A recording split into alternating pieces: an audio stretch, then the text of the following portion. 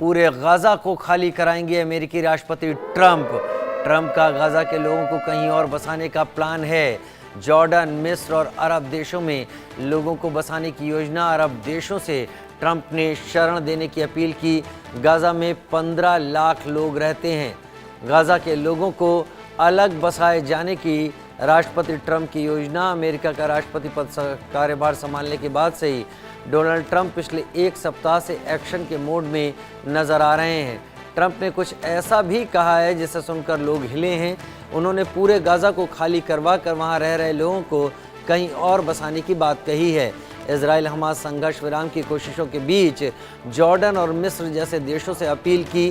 Trump ने दोनों देशों सहित अन्य अरब देशों से अनुरोध किया कि गाजा के युद्धग्रस्त क्षेत्र में फंसे लोगों को वो ज़्यादा से ज़्यादा संख्या में शरण दे ताकि वहां परिस्थिति को सुधारा जा सके। 15 लाख लोग हैं गाजा में जिनको अलग शरण दिए जाने की राष्ट्रपति ट्रंप की योजना है।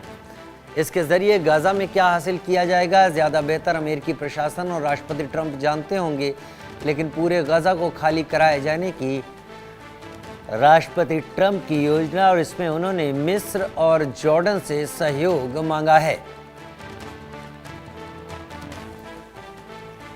दरअसल मिस्र का राफा बॉर्डर गाजा से लगता हुआ है और जॉर्डन इजराइल की दूसरी सीमा से लगा हुआ है, सटा हुआ है और यहाँ पर लोगों को बसाए जाने से राष्ट्रपति ट्रंप हमास के खात्मे और स्थायी शांति लाने की सोची समझी रणनीति पर काम कर रहे हैं।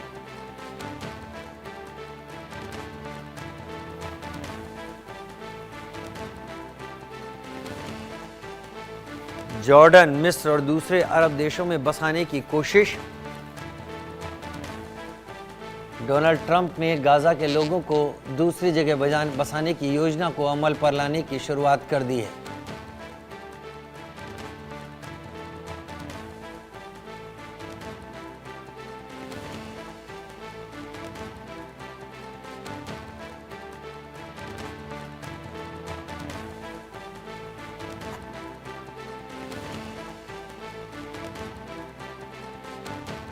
अजय जांडियाल मेरे साथ जुड़ गए हैं ज़्यादा जानकारी के साथ। अजय, ये योजना राष्ट्रपति ट्रंप और अमेरिकी प्रशासन की सबसे अलग कही जा सकती है क्योंकि अब तक ऐसी योजना सामने कभी नहीं आई।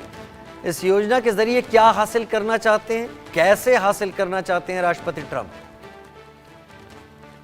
देखिए, जिस तरीके से लगातार हालात वहां पर चल रहे थे और उसके बाद लंबे अरसे के बाद जब जंग को रोकने के लिए सीजफायर की पहल हुई है राजीव, तो उसमें ट्रंप को शायद ये आइडिया लगाना चाहते हैं या ये करना चाहते हैं कि जो इलाका गाजा का है जिसे इजराइल जो है पूरे तरीके से खाली करना चाहता है, वो उस चीज को जो है वो खत्म करने का शायद योजना बना रहे हैं और उसे कह रहे हैं कि इसे डेमोलिशन साइट जो है वो घोषित कर दिया जाए और उसके बाद गाजा के जो लोग हैं फिलिस्तीन या बाकी, उनको जो है वो अलग जगह पर बसा दिया जाए, मिस्र और दूसरी जगह, जिसके लिए उन्होंने एक पहल शुरू भी की। हालांकि दोनों ही तरफ से, हमास की तरफ से भी और फिलिस्तीन की तरफ से भी और मिस्र और उनके जो दूसरे राजा हैं उनकी तरफ से भी इसे खारिज कर दिया गया है।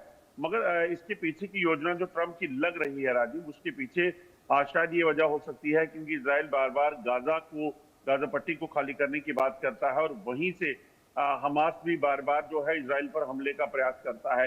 तो शायद उस वजह से ये एक बिल्कुल ये कहा जा सकता है नो मैन जोन बनाने का प्लान अमेरिका का हो सकता है ताकि जिस जगह को लेकर लड़ाई चल रही है उस जगह को बिल्कुल खाली कर दिया जाए और जो आगे फ्यूचर में जो नुकसान है वो ना हो।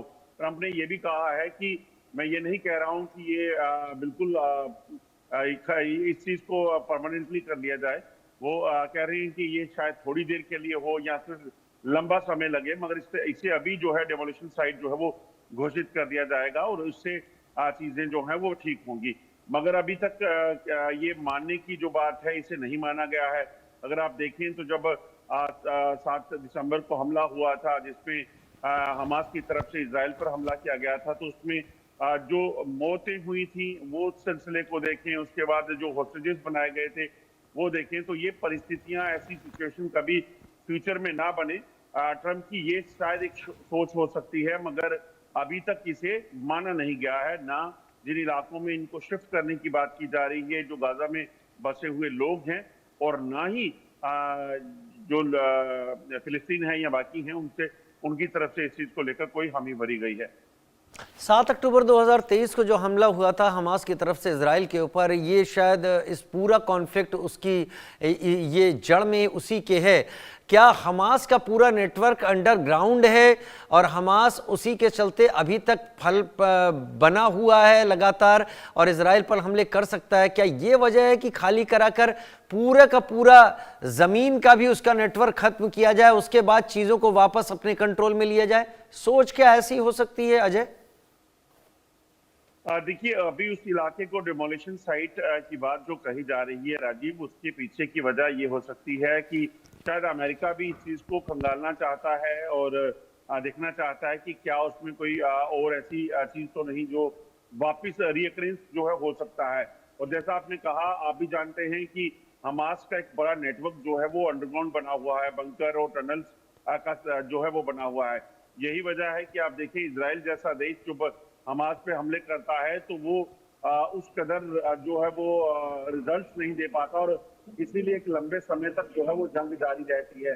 मगर दूसरी तरफ अगर आप देखें तो ये खाली हमास की बात नहीं है, वहाँ यूक्रेन और रशिया की वार चल रही है। वहाँ पे भी, यूक्रेन में भी आप देखें तो अंडरग्राउंड जो उन्होंने अपनी टनल्स और बाकी नेटवर्क बनाया है वो चलता है। तो अमेरिका को शायद ये लग रहा होगा कि अभी अगर वापिस इसे सीजफायर के जरिए आगे बढ़ाया जाता है, समय और मिल जाता है, तो हो सकता है वहां जो हमास के लोग अभी हैं वो वापस जो है वो एक बार फिर से इस तरह की हरकत करें और फिर 6 महीने या साल के बाद फिर से युद्ध शुरू हो जाए, फिर से वैसे हालात बन जाएं।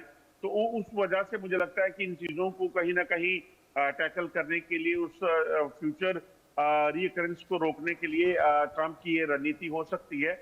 मगर अब सबसे बड़ी बात है कि ये देखना होगा कि अब इस पे मानता है, हमास मानता है या नहीं मानता है, फिलिस्तीन मानता है या नहीं मानता है, और बाकी जो जिन इलाकों में इन्हें रखने की बात की जा रही है, चाहे वो मिस्र है या दूसरी जगह है, उन इलाकों में भी अभी इस प्लान को रिजेक्ट कर दिया गया। तो उसे अभी माना नहीं जा रहा है। मगर ट्रंप की रणनीति एक अच्छी हो सकती है, क्योंकि वो चाहते हैं कि अभी अगर इसे शांत भी कर दिया जाए तो कल को फिर से जंग के हालात अगर बने तो उसको रोकने के लिए प्री प्लानिंग करनी पड़ेगी। बहुत शुक्रिया अजय, इस जानकारी के साथ आप मेरे साथ जुड़े, बहुत धन्यवाद।